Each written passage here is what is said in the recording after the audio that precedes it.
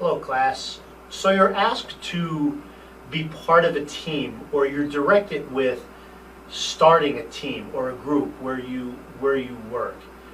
What happens during this time? What, as we bring these individuals together, is it an automatic clicking and performance and productivity extravaganza, or does it take some time for this group to get together and form some bonds and cohesion and actually start producing? Well, the latter is actually very much true. So in this video lecture, what we're going to do is we're going to examine the stages, Tuckman's 5 stages of team or group development. And what we'll do is we'll go through each one of those stages, and these are really the stages that groups or teams follow when they first get together. Now, some stages may last a little longer or a little shorter than some other stages, depending on the groups or teams. But for the most part, these are very similar stages. Okay, so here's a model of Tuckman's five stages of group and team development. You can see it starts up here with forming, which makes sense because the group or team is coming together really for the first time. And it goes through storming, norming, performing, and then finally adjourning. So we're going to look at each one of these individually and talk a little bit about what goes on during this particular stage. So the first stage is that forming stage, and that's way up here. That is when the process of getting oriented and getting acquainted, right? Why are we here? Where do I fit in? So this is, you're getting people together for the first time. And there is an orientation period. You need to start understanding names. You need to understand different viewpoints, different values and beliefs. Remember back from our chapter on traits and personalities, you're getting to know people. You're getting acquainted with people. There's those first impressions that are being formed, and some questions being raised about who and what and why are we here. In this stage, the leader needs to focus on giving people time to become acquainted and socialize. You can't jump right in. You can't start being productive from minute number 1. People do need to kind of feel their way around it, and things are going to happen. Things are going to emerge during this time as people become acquainted and begin to socialize in this forming stage. The second stage is the storming phase, and that's characterized by the emergence of individual personalities and roles and conflicts within the groups. What's my role here? Somebody might be wondering. There's some ambiguity, there's some uncertainty. What is my role? What is my function in this organization? Why are we fighting over who's in charge and who does what?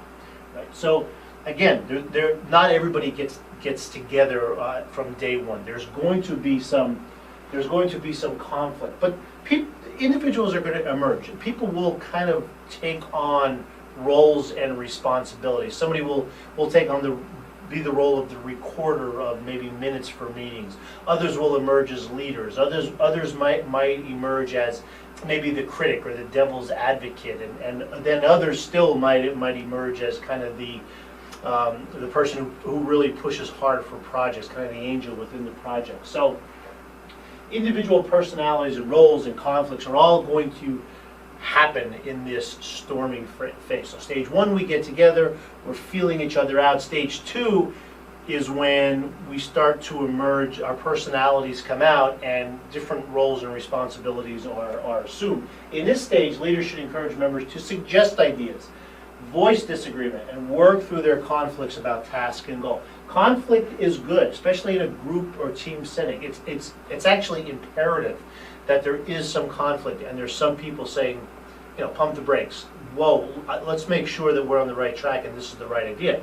Otherwise, you get what you call groupthink, and then really bad things could happen. Poor decisions could be made. So it's okay that people are suggesting ideas and voicing disagreements, as long as not 1 or 2 people emerge as kind of the voice of the entire group. You want everybody to speak their voice.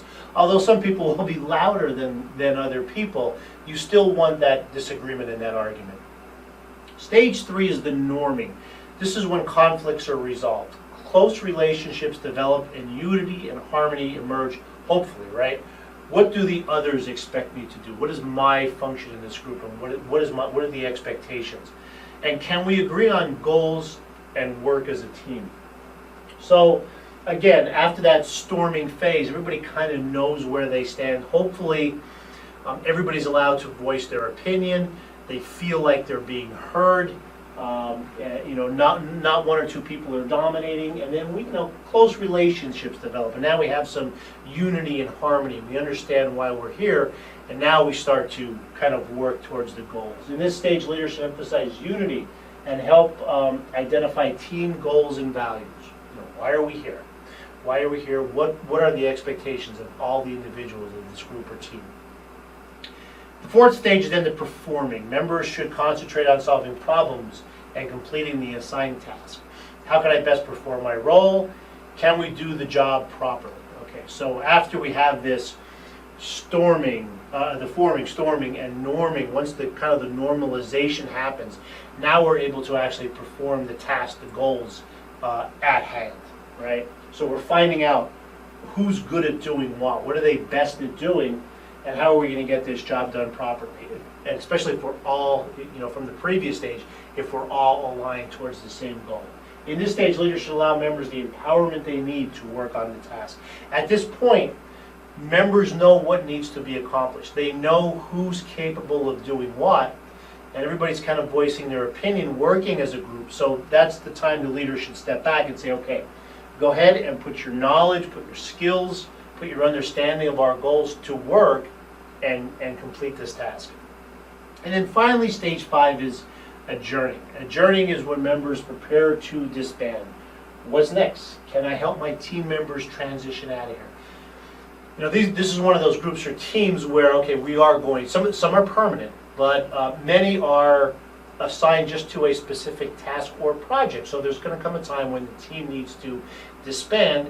What next? What can I do as a leader to make sure that it's a coherent disbanding, it's a well-organized disbanding, and everybody kind of knows not only how they did, but what might be next. Leaders can help ease the transition by rituals of celebrating the end and new beginnings. So again, hey, we're very proud of what we're able to accomplish here. It doesn't mean that we're done. We may be done as a team or a group, but we may be moving on to other things where you may see other people from this group, and then we will go through the same stages again as new groups and new teams are formed. So that's a real quick lecture on the 5 stages of group or team development. We go from forming to storming to norming to performing, and then finally to adjourning and moving on to what is next.